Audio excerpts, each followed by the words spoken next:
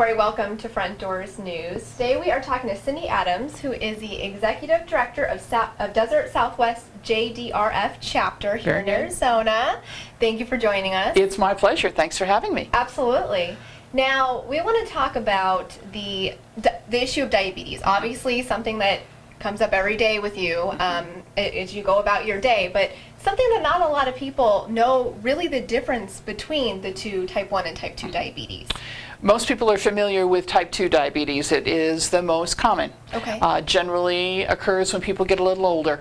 And it's a metabolic disease where the pancreas just stops working as efficiently as it did when people were younger. Okay. Most often, it can be controlled with the correct diet and with increased exercise because that keeps the blood sugar in balance within a range. Okay. Sometimes people need to take pills daily, for example. Type 1, however, is really much different. It's an autoimmune disease. And what it does is the antigens attack the pancreas, and so the beta cells just shut down and they don't produce insulin anymore.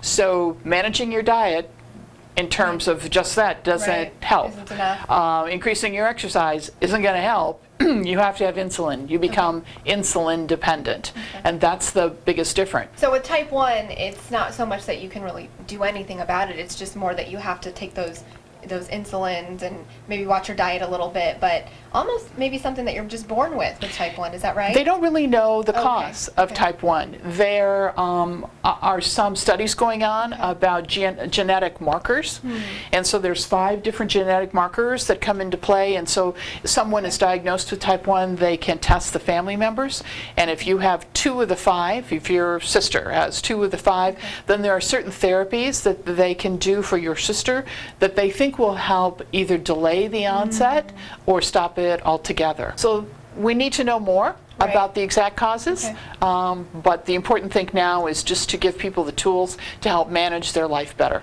Okay, and tell me how your chapter, JDRF, is doing this.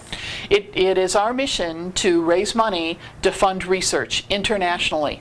It is our goal to cure, prevent, and treat type 1 diabetes. So that's our main focus, is raising money. Okay, and you were telling me before that this is an ongoing process, raising money. It's not, and I know you have 2 events, usually a year, one coming up in November, which is the walk. Right. Okay, and then where is that going to be taking place? At Tempe Town Lake. Tempe Town Lake. Okay. And people think about a walk as being just a one-day event where people come together and walk 5K and everybody feels good.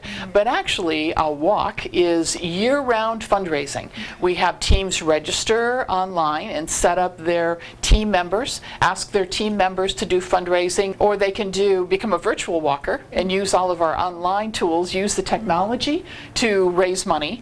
And then on November 2nd, which is the day of our Walk to Cure Diabetes, celebrating Ron Santo, presented by GoDaddy, is really the celebration of the year-round fundraising, and we'll raise over $1 million by that day. Great, and then next year, which I know we're looking ahead, but will come sooner than later, you have the Promise Ball. Right. The Promise Ball is going to be February 8th next year at the JDW Marriott Desert Ridge. This past year, we raised $1.6 million at the Promise Ball, so our sights are set on a little more than that this year. It's a wonderful evening with great silent auction items, with live auction items. We're going to have great entertainment again this year, and so we would encourage people to participate in that as well. Now, if somebody wants a little more information for either the walk or the Promise Ball, or even just to hear about JDRF, what website would they go to? Our website is jdrfdsw for desertsouthwest.org. Okay. Or they could call us at 602-224-1800. Great. Well, thank you so much for joining us today. I really appreciate you coming in and talking about this important issue. Thank you so much. I'm pleased to be here.